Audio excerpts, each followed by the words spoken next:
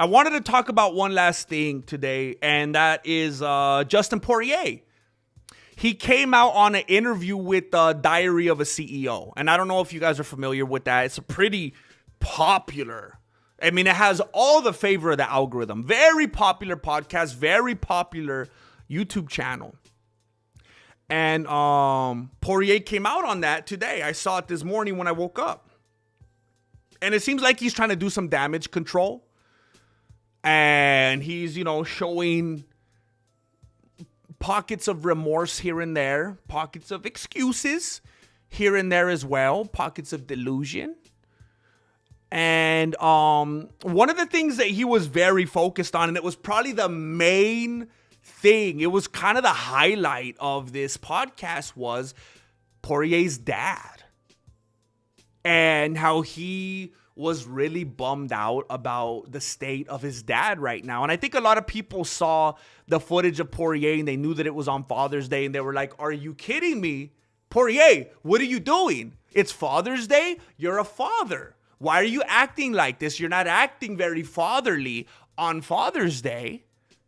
Why aren't you at home being a father? Why are you even at the airport? So I think that was the default. People hear Father's Day. They know he's a father. They're like, why would you do this? So he spinned it. And I'm going to be honest with you. When I first heard this, when he first rattled it off in the podcast, I was like, oh, is he going to say something that makes me feel bad right now? Is he going to make me feel bad for him? And he threw something in there that I didn't expect. He started talking about his dad. Over here, I hear Father's Day, which I think a lot of us did. And I'm thinking of him as the father. But he started talking about his dad. And he was talking about how his dad is actually homeless. Now, I don't know if some of you guys already knew this, and this is old news. Dustin Poirier's dad is apparently homeless, literally. And he even showed a picture of his dad to the guy because they kind of know where he is and they go check up on him and they're trying to help him. They're trying to put him into like rehab or something, but they have a hard time getting a hold of him and he doesn't want to go. And I guess he showed a picture to the guy and he had like no shirt on, no shoes. So he's probably not getting any service anywhere. I don't even know how he eats. So he's out there just roaming around, and apparently he's like in his 70s, if I understood that correctly. I guess he had Poirier kind of late. And he's homeless. So that was the focus. My dad, I was thinking about my dad on Father's Day, and it was getting me depressed because my dad, and that's why I started drinking, and I was upset because my dad's homeless, and it's sad. And there was a moment where I was like, dude, you kind of switched it up on me, because I was over here thinking you're a bad father, and I didn't realize, bro, you're still a kid. No matter how old you are, you're still always someone's kid. And he's over here just being kid Poirier, thinking about his dad being homeless. He's depressed. He starts drinking, and you know what was so weird? And then that's where he started to lose me very early. Very early, he starts telling the Diary of a CEO guy, we try to help my dad, but he just doesn't want to listen, man. He just doesn't want to get help. He doesn't want to stop drinking. And I don't know, he just doesn't want to do better for himself. It's so frustrating. And I'm like, are you serious? Dude, it doesn't take Alanis Morissette to see the irony in this situation, Dustin. He is telling the dude, while he's on this podcast having to do damage control, talking about, his situation because he can't stop drinking. He was coming on Theo Von's podcast months ago, JRE months or years ago, talking about drinking, blaming it on the alcohol. And he's saying, I don't know what to do when I'm not fighting. I'm a danger to myself. It's bad. I don't know what to do. And now he's saying, my dad, I don't know why he can't stop. He doesn't want to stop. He doesn't want to be a better man. I don't know. We try to help him. He doesn't want to listen. And it's like, oh, no. And all he's doing is passing the blame. And I was talking about this very, very recently when I was talking about Poirier. And I was saying, you can't just always fall back on that. You can't say, well, I'm this because my dad was this. I had no choice. I had no shot in life. Because there's people who grow up and they have a terrible home life, terrible situation. And then, yes, they become that and they keep perpetuating it and the cycle continues. And then there's other people where they live through that and they say, never again, I won't be that. And they do the opposite. Poirier, you cannot just say, that's my dad, therefore I'm this. That's not how it works. It's not a carbon copy. You don't just become exactly who your dad is with no variation. You don't just become exactly who your dad is with no possibility of, your own individuality. Have you seen Dwayne Wade's son? There's no excuse, Poirier. There's no excuse for something like this. And it was very unbecoming because it wasn't just something that happened to get sprinkled in to a little part of the conversation and then they moved on to other things. It was the focal point. They talked about the dad at the beginning, the middle, the end. The whole thing was pretty much trying to anchor this on the dad. And he said, I was on my way to work. So I don't know if that means deep waters. I don't know if that's work, his primary job at the moment. But he said where he was going, he had already done the father's stuff with his daughter and she made him a card and stuff like that, whatever, spent time with her. He said he was on his way to work now. Now, I could understand that. I've done the 9 to 5. I've done the 7 a.m. to the 10:30 p.m. in car sales. I could empathize. You guys do the 9 to 5. You know how it is. We could probably all understand ourselves on that commute on the way to a place that we hate and don't want to be, saying it's going to be bad. It's going to be bad. I could understand getting to that place mentally. That's why people get road rage. That's why people pull over and start swinging car jacks at people's windshields because they hate their jobs. So I could understand that. If you wouldn't have mentioned your dad, I might have had some more sympathy for you because he was on his way to deep waters. And very interestingly, another thing I saw, I just got flooded with this stuff when I woke up this morning. One of the things I saw in my recommendations when I woke up on YouTube was the Deep Waters podcast. And guess what? There was no Poirier. I don't know how many of you watch the Deep Waters podcast. Some people make fun of it. A lot of people like it. I was kind of surprised how many people are taking to it. And you know what? I know I make a lot of fun and I roast and pick at things here and there. But it's nice every once in a while to see people actually embrace things in the MMA community. The MMA community is so negative and pessimistic most of the time. It's nice to actually see people be positive about something. And it was on this morning and no Poirier. I mean, they changed the whole set, man. They got his chair out of there, squeezed him in. Just got the trifecta now. I don't know if they're going to make room. I don't know if he's ever coming back. I saw people in the chat saying, bring him back. Where is he? And I saw at least one person say, if you're like, those people. If he comes back, I'm unsubscribing. Because somebody that does that doesn't deserve to have a job, That's always a tricky one. If you do something bad and you're a bad person, do you not deserve to work? That's a fascinating one. Like when Dana slapped his wife, everyone wanted him to get fired. And it's like, should he have slapped his wife? First of all, she slapped him first. So fire her too. But if you do something and you show you're a bad guy or a bad lady, you're fired? I don't know. Where's the lines? I don't know. Like if you do something bad enough, then you're incarcerated. Then by default, you lose your job.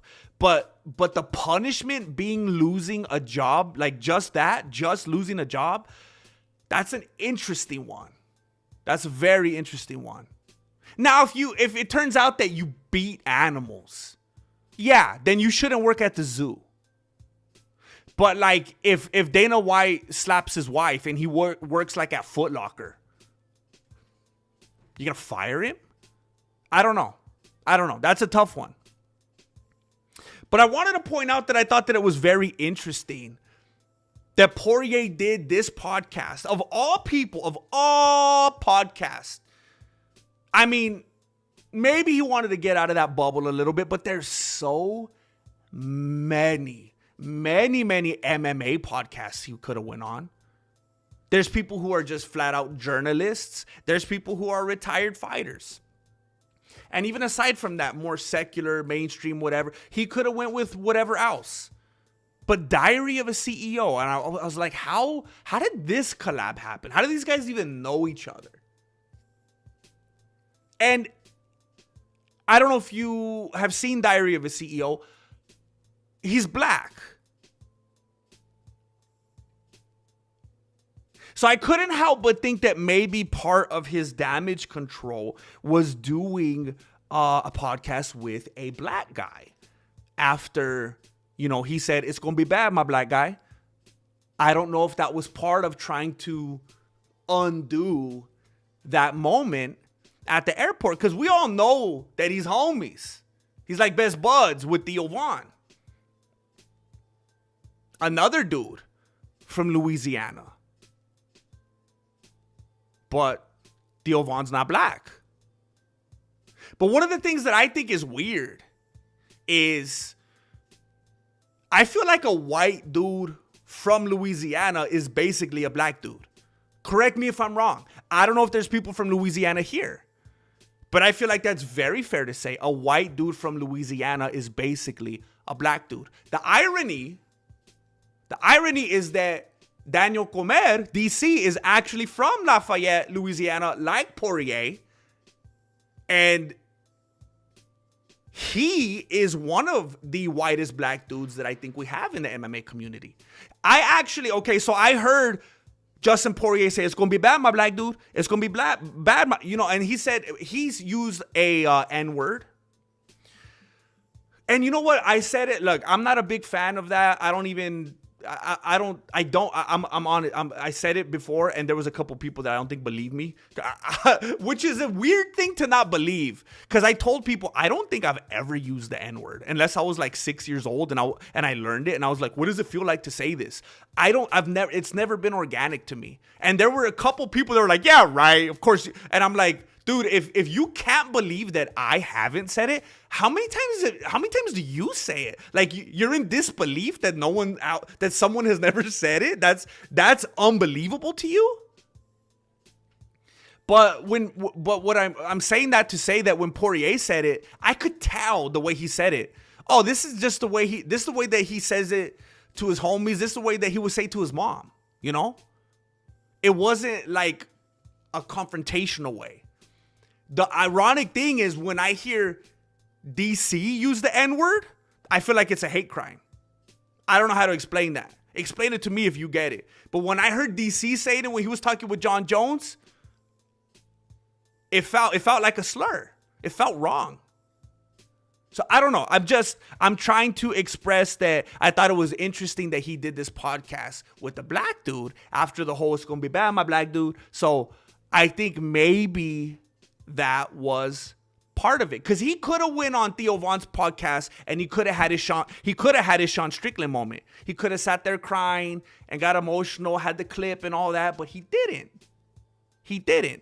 Maybe it wasn't the time for some white on white emotion. I don't know if he has a PR person. I don't know if it was his wife. I don't know if it was Dean Thomas, but someone probably encouraged him. You got to do this with a black dude. And one of the things that he told the Diary of a CEO guy is he hasn't watched the video and he refuses to. He doesn't want to. He's like, what good's that going to do? And he sounds like Jamal Hill. Remember Jamal Hill? What'd I learn? Huh? When he went full Russell Westbrook? What?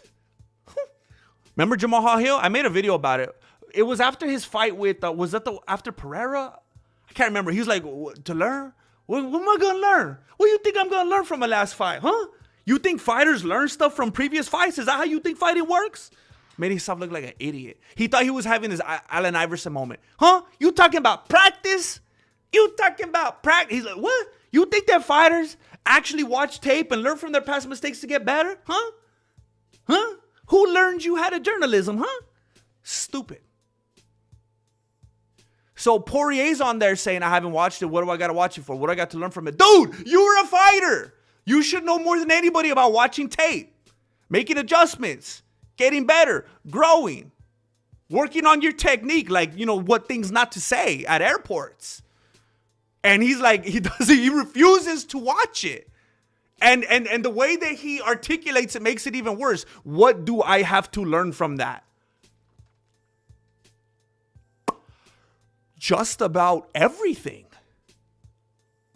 Just about everything. The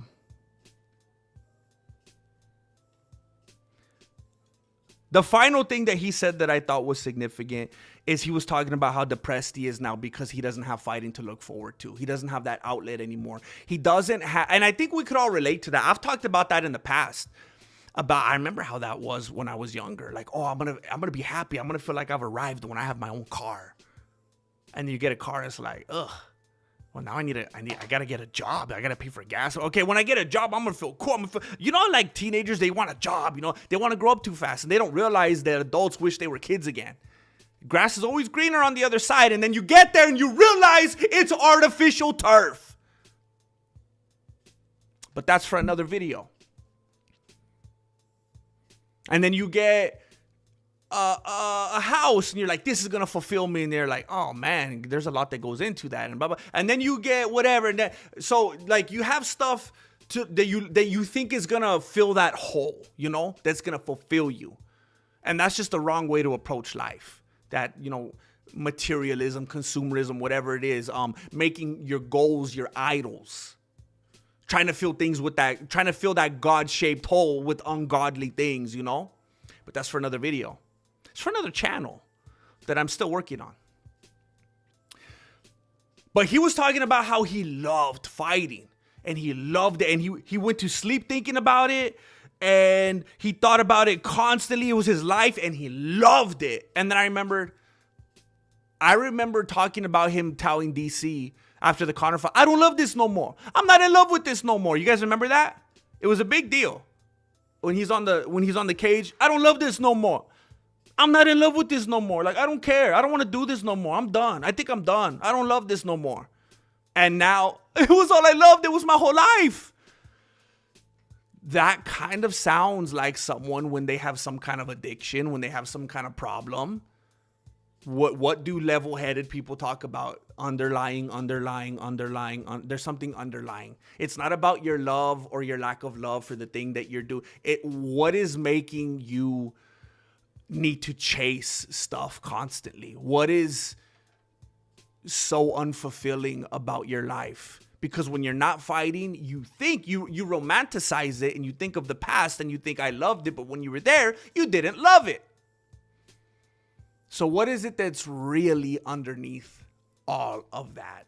Is it something that's always going to be there to be desired with his dad?